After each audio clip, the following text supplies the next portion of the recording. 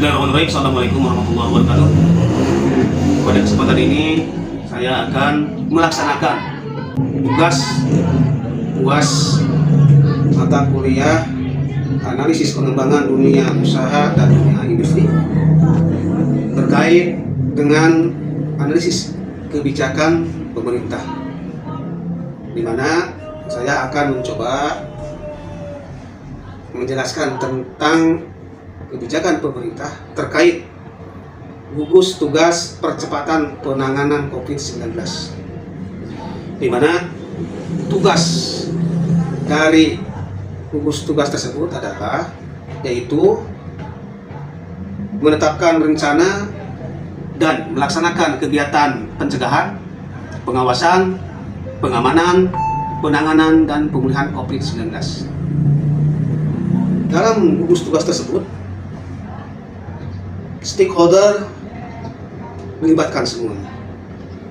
Kalau di tingkat kecamatan, itu ketuanya adalah camat dan diwakili oleh Pak Polsek dan Pak Danramil. Sedangkan OPD itu ada di bagian bidang-bidang, baik itu bidang penanganan, bidang medis. Penanganan COVID-19 itu pertama kali sekali yaitu terkait dengan edukasi ke masyarakat, karena mulainya COVID di Indonesia itu secara tiba-tiba, secara masif menyebar ke seluruh Indonesia, mau juga ke dunia. Jadi itu termasuk pandemi.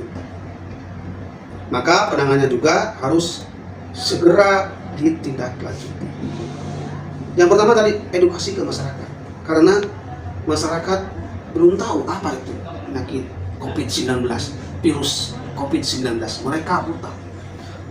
Termasuk juga di gugus tugas juga, ya.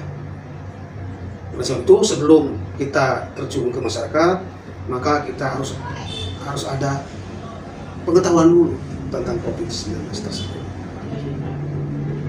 Selain edukasi langsung ke masyarakat, baik itu melalui wawar, juga mengadakan langsung ke tempat-tempat pengajian, juga kita diberi pelatihan atau pengetahuan kepada tokoh-tokoh masyarakat, tokoh-tokoh agama, lembaga swadaya masyarakat terkait COVID tersebut. Terkait COVID tersebut yaitu pertama, ciri-ciri orang yang terkena COVID. Ini pengetahuan dasarnya. Yang kedua, terkait harus bagaimana orang yang terkena juga orang yang tidak terkena, penanganannya harus bagaimana. Yang ketiga, kita mengadakan sosialisasi ke masyarakat, bagaimana cara supaya kita tidak terkena COVID-19. Dia terkenal dengan 3M, ya, yaitu mencuci tangan, kemudian memakai masker, juga 3 adalah tidak melakukan kerumunan. Nah, edukasi ke masyarakat tersebut tidak langsung berhasil. Mereka acuh tak acuh, karena mereka anggap itu hanya hoax. Tapi setelah melihat di medsos, melihat kenyataan di sekitarnya, akhirnya mereka baru sadar. Ya. Bahkan ada di suatu daerah orang yang terkena COVID itu dijauhi, semuanya dijauhi, bahkan disuruh untuk keluar dari daerah tersebut. Yang memang pada waktu itu pertama kali belum kita mengenal adalah rumah-rumah singgah atau rumah-rumah untuk penanganan khusus COVID. Terjadi konflik di masyarakat. Nah, gugus tugas itu untuk pengamanan tersebut. Yang alhamdulillah secara kita bersama-sama kompak bisa menyelesaikan masalah tersebut. Kedua,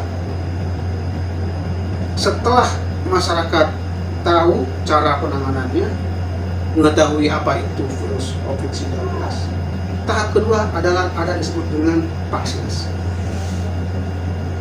Vaksinasi ke masyarakat.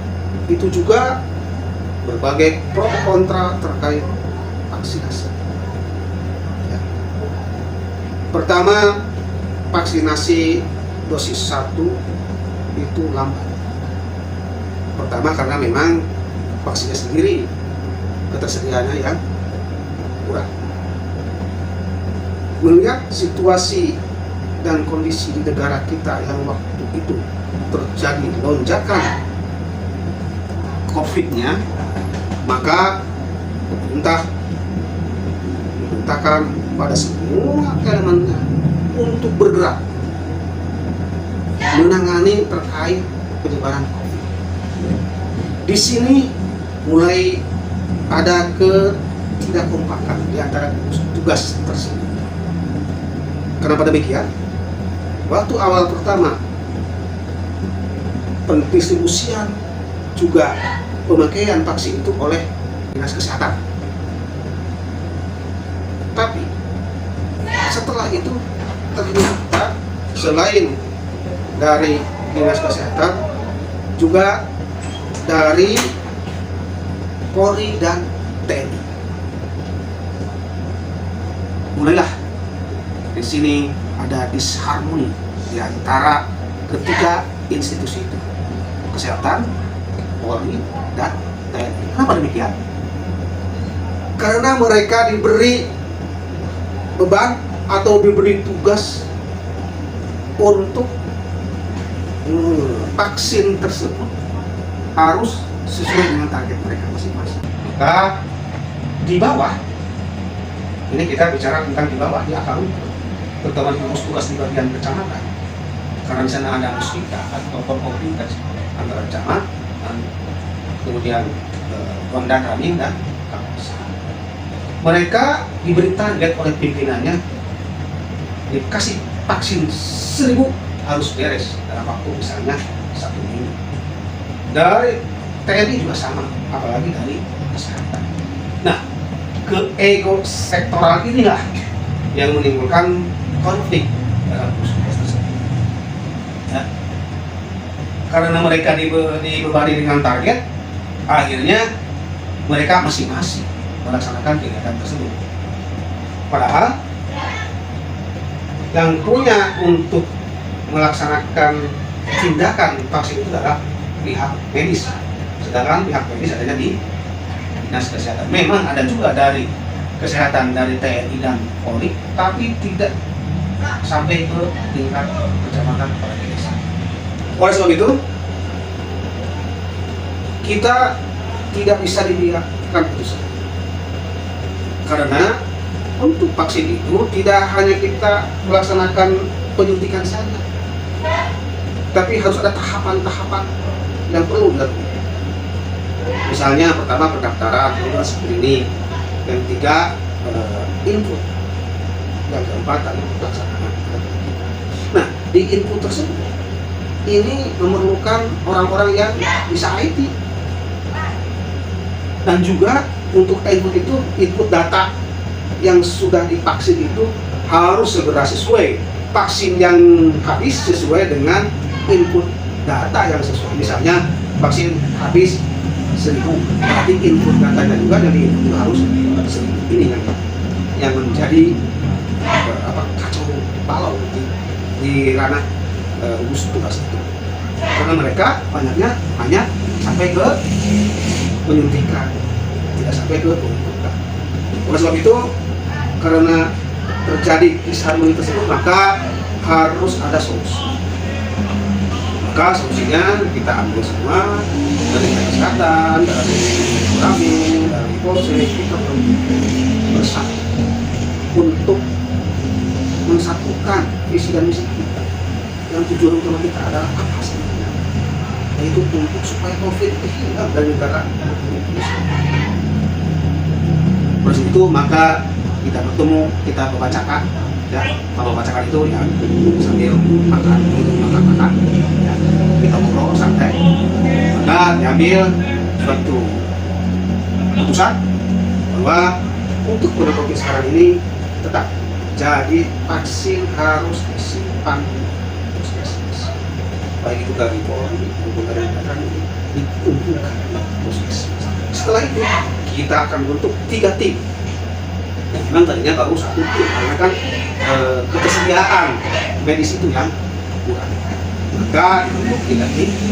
Di mana tim itu dari tim Polri, dari tim Ramil, dari tim dinas kesehatan. Dinas kesehatan ya puskesmas di kecamatan. Sama juga diberi target oleh pimpinan sama dengan Pak Ramil dan Pak Kapolsek. Nah, terjadinya disharmonian antara gugus tugas itu, terjadi kekacauan baik itu dalam pelaksanaan vaksinasi maupun secara kedinasan, karena mereka ingin yang terbaik. Kita tidak bisa mengapak karena memang keadaannya dalam terpenting itu darurat. Penanganan harus segera, harus khusus. Makanya dilibatkan tadi di institusi yang lain. Ya.